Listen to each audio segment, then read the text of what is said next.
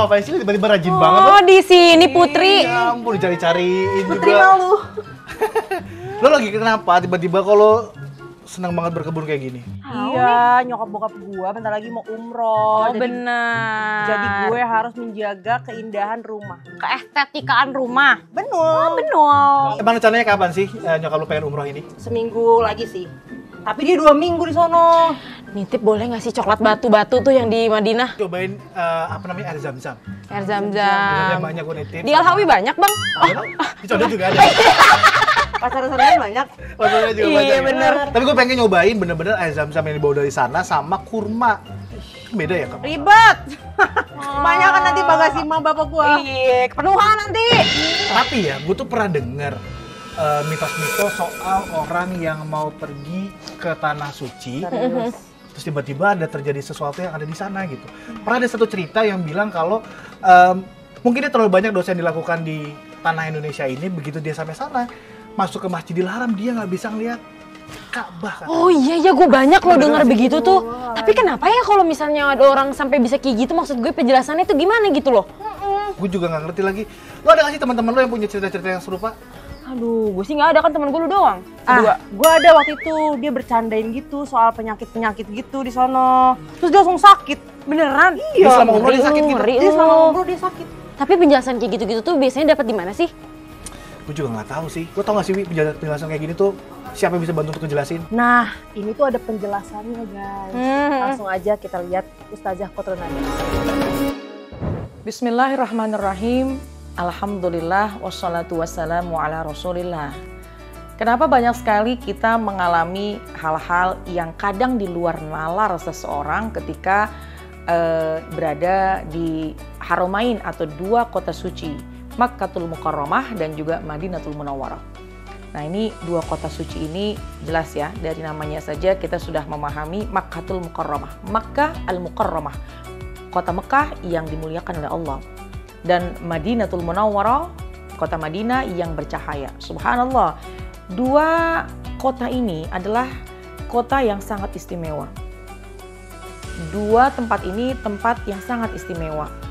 Dan di antara keistimewaannya juga pernah diriwayatkan bahwasannya Dajjal tidak bisa memasuki 2 kota suci ini kelak nanti.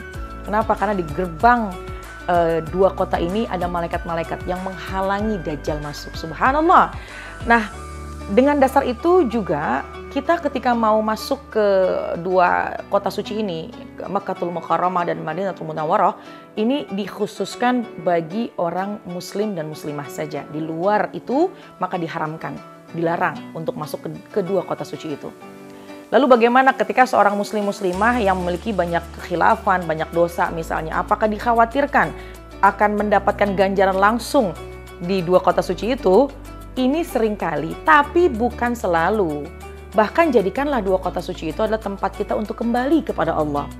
Di mana 2 kota suci itu adalah Mekah dan Madinah, adalah tempat yang harus kita jaga kesuciannya.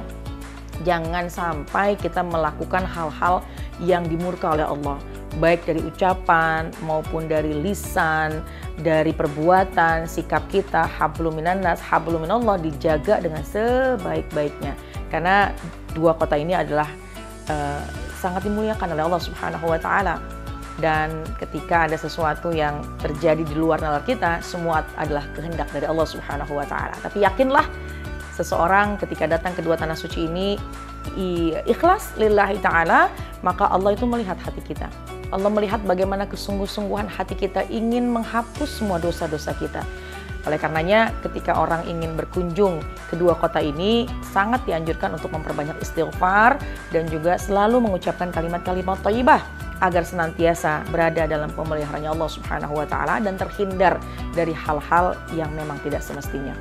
Wallahu a'lam bishawab. Assalamualaikum warahmatullahi wabarakatuh.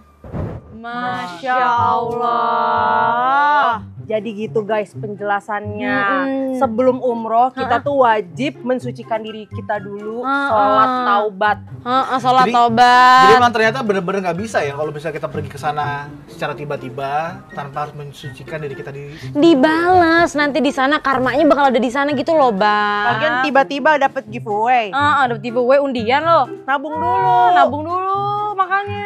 Tapi kebetulan nyokap bokap gue udah sholat taubat sih. Oh, alhamdulillah. Doain ya lancar biar rezekinya bisa beliin kalian oleh-oleh. Amin, amin, amin, amin ya Tapi kan. pertanyaannya, Apalagi? lu sendiri kapan mau tobat? Lu Sendiri kapan juga. mau tobat? Lu juga. Hah? Lagi mulai. gitu kan.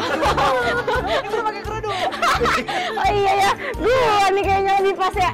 Jadi kayaknya yang perlu tobat hari ini adalah Gue.